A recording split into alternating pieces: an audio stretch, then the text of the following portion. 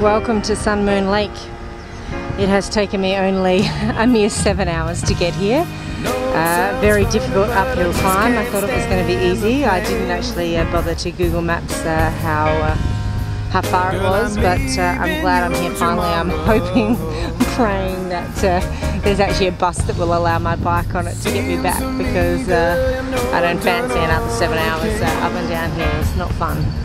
But it looks pretty spectacular. It's beautiful here.